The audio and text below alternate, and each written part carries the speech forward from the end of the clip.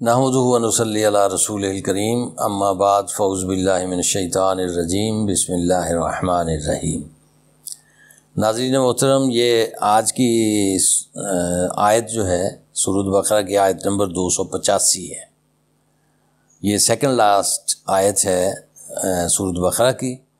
اور آخری رکوع کی درمیانی آیت ہے، تو اس لیے اس کا تعلق یہ پہلی آیت کے ساتھ بھی ہے اور دوسری آیت کے ساتھ بھی ہے۔ آپ اس کو سنیں، اس کا ترجمہ اور اس کے بعد اس کی جو تشریحی نکات ہیں میں وہ آپ کی خدمت میں پیش کروں گا۔ فرمایا آمن الرسول، ایمان لائے رسول صلی اللہ علیہ وسلم، نبی اکرم صلی اللہ علیہ وسلم ہمارے پیارے محبوب وہ مراد ہیں، بما انزل الیہ من ربہ، اس پر جو ان پر نازل ہوا ان کے رب کی طرف سے۔ کیا مطلب؟ قرآن مجید۔ تو رسول اس کی صداقت پر ایمان لائے، یعنی سب سے پہلے ایمان لانے والے قرآن مجید پر خود رسول اللہ صلی اللہ علیہ وسلم ہیں، والمومنون، اور پھر مومنین ایمان لائے جن کے سامنے رسول اللہ صلی اللہ علیہ وسلم نے یہ قرآن رکھا، پڑھا، اور اپنا دعویٰ پیش کیا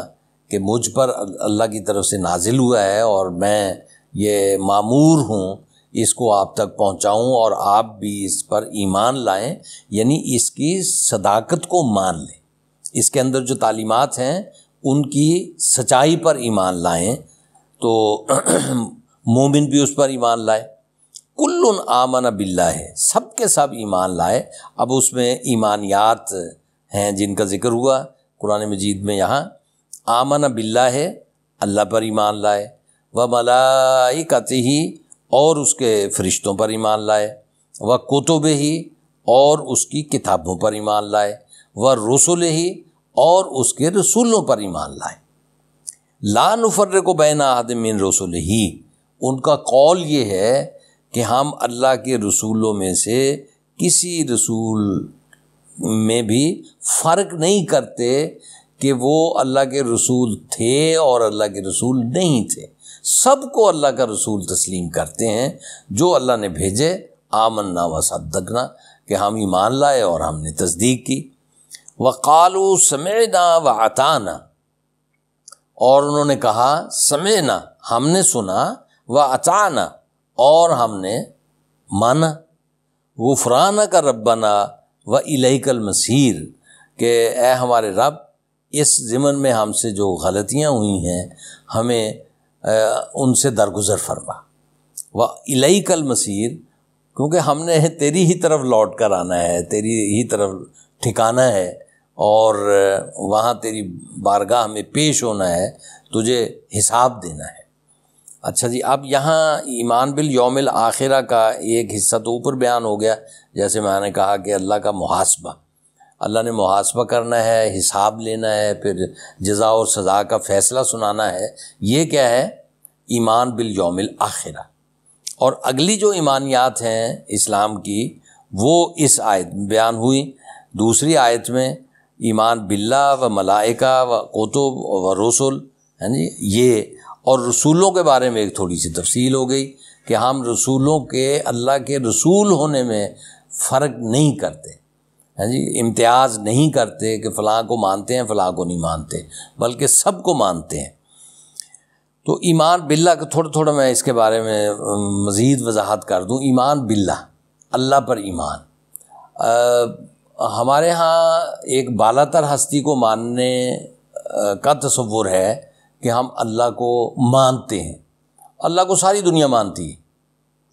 تو اللہ کو کیسے ماننا ہے؟ کیسے اللہ کو ماننا ہے؟ کس قسم کا اللہ؟ جس کی صفات قرآن مجید میں بیان ہوئی ہیں، جس کا کوئی شریک نہیں ہے، ساجی نہیں ہے، جس کے فیصلوں پہ کوئی اثر انداز نہیں ہو سکتا، جس نے تنہا کائنات کو پہلے سوچا، پھر جناب اس کا نقشہ تیار کیا، پھر اس کی تشکیل کر دی، پھر اس کو سنبھالے ہوئے ہے اور اس کو قائم رکھے ہوئے ہے، جب تک چاہے گا قائم رہے گی اور جب چاہے گا یہ ختم ہو جائے گی۔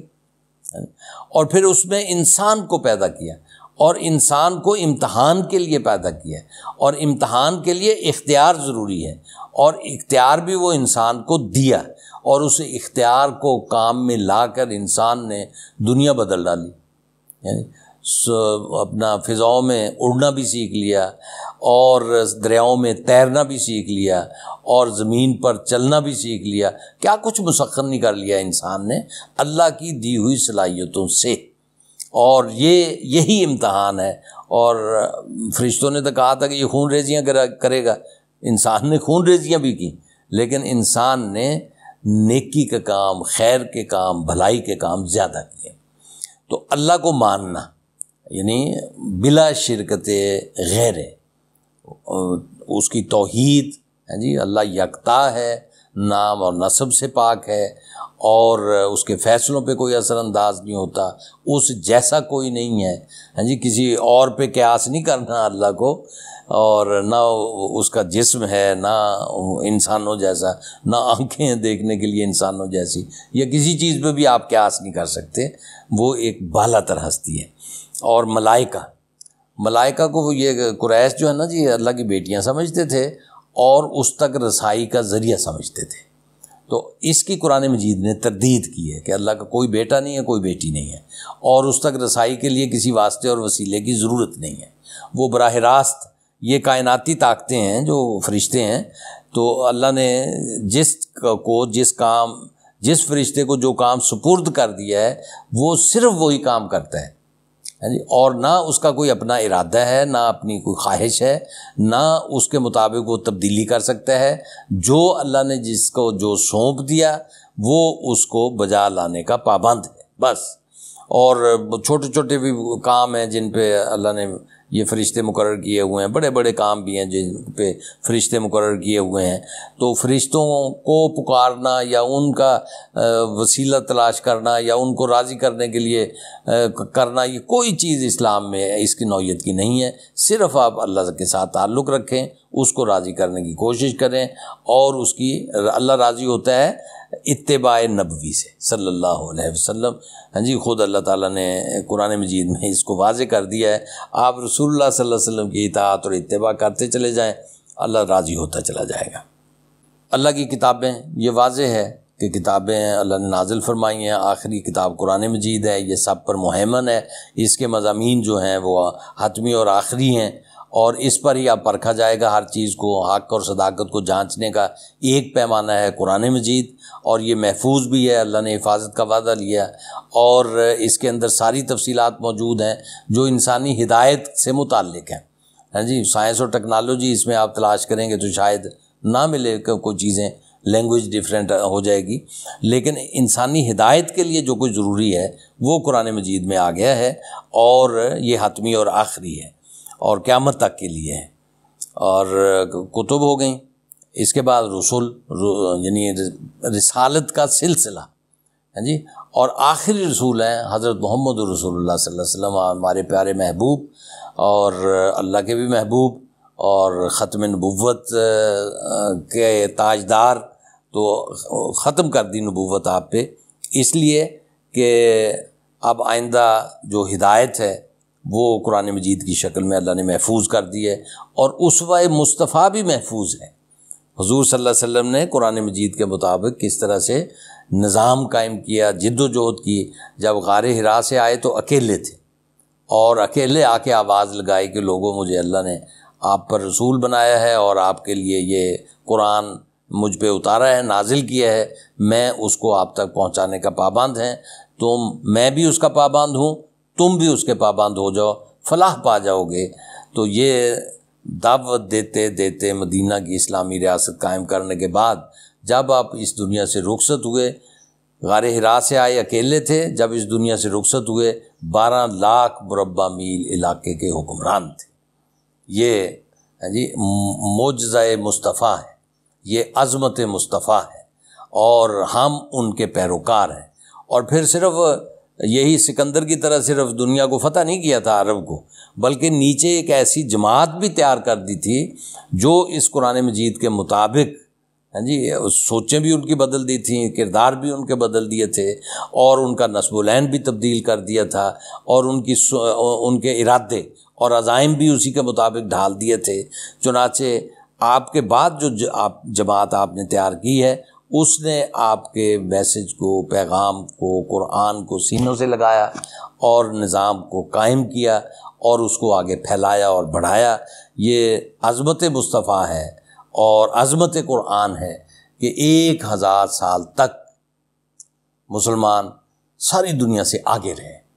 پھر مسلمانوں نے کے اندر خود اپنی کمزوریاں پیدا ہوئیں، ترک قرآن ہوا، ترک سنت مصطفیٰ ہوئی، نتیجتاً جذبات غالب آ گئے، اپنے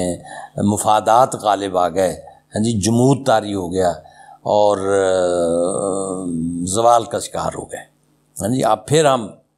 ایک نئے سرے سے اپنی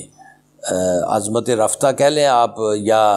دنیا کے اندر اپنا کردار ادا کرنے کے لیے پھر سے آگے بڑھ رہے ہیں، اور ہمارا ماخذ کیا ہے؟ قرآن مجید اور اسوہ مصطفیٰ صلی اللہ علیہ وسلم۔ تو اس کے نتیجے میں بھی ہماری سربلندی ہے۔ اگلی بات یہ ہے کہ جو ایمان لے آئے تو ان کا اگلا اقدام یہی ہوتا ہے، سمعنا و اطعنا، ہم نے سنا اور اطاعت کی۔ تو اللہ کو ماننے کا مطلب ہے اللہ کی ماننا، اور رسول محمد کو رسول اللہ ماننے کا مطلب یہ ہے کہ آپ کی اتباع اور پیروی کرنا۔ تو یہ تقاضے ہیں ایمان کے جو یہاں پہ بیان ہوئے ہیں، سمعنا و اطعنا۔ اور اس کے بعد اس اطاعت پہ کوئی فخر نہیں ہے، بلکہ عجز ہے، عاجزی ہے، اور جو کمی رہ گئی ہے اس پہ یا غلطی ہو گئی ہے اس کا اعتراف ہے، اور اللہ کے سامنے اپنی عاجزی کو پیش کر کے طلب معافی ہے نا۔ یہ بھی ایک رویہ ہے انسان کا۔ آدم اور شیطان کی جو داستان بیان ہوئی ہے قرآن مجید میں، اس میں واضح کر دیا کہ آدم نے غلطی کی تو معافی مانگی، شیطان نے انکار کیا تو اکڑ گیا تو وہ مردود ٹھہرا، اور معافی مانگی تو منظور ہوئی، اور اسے پھر اس راستے پر گامزن کر دیا گیا، اور جنت کا وعدہ کر کے اسے زمین پہ بھیجا کہ دیکھو جی، اگر معافیاں مانگتے رہو گے، اطاعت کرتے رہو گے، ہاں جی، غلطیوں پہ معافیاں مانگتے رہو گے، تو جنت تمہارا ٹھکانہ ہے اور تمہارے لیے بنائی ہے۔ لیکن اگر شیطانیاں کرو گے اور اکڑو گے اور اس پہ اصرار کرو گے اور معافی نہیں مانگو گے، اور تو پھر جہنم تمہارا ٹھکانہ ہے۔ یہ بات واضح کر کے انسان کو اسی جگہ قرآن مجید میں یہ ہدایت دے دی گئی، اور یہاں پہ یہی بیان ہوا کہ یا اللہ، ہمارا ٹھکانہ اللہ تیری طرف ہے، تیری طرف لوٹ کے آنا ہے، وہیں پہ پیش ہونا ہے، وہیں پہ اپنا حساب کتاب دینا ہے، اور یقیناً آپ اچھا کریں تو اچھے کی امید رکھیں، برا کریں تو قطعاً اچھے کی امید مت رکھیں، ہمیں تو کھچ نہ رہ جانا ہے، ورنہ مارے جاؤ گے۔ برا کریں تو معافی مانگیں، ہاں جی، اور آدم کا راستہ اختیار کریں جو اللہ نے سکھایا ہے، شیطان کے راستے پہ مت چلیں کہ اور کرنیاں شیطانیاں تو رکھنا رحمان کو نو توقع کہ وہ مجھے معاف کر دے گا، تو ایسا اللہ کا دستور نہیں ہے۔ ہاں انسان کی خواہش ہے تو اللہ تعالیٰ کہتا ہے کہ بھی آپ کی خواہشوں کا میں پابند نہیں ہوں۔ وآخر دعوانا ان الحمد للہ رب العالمین۔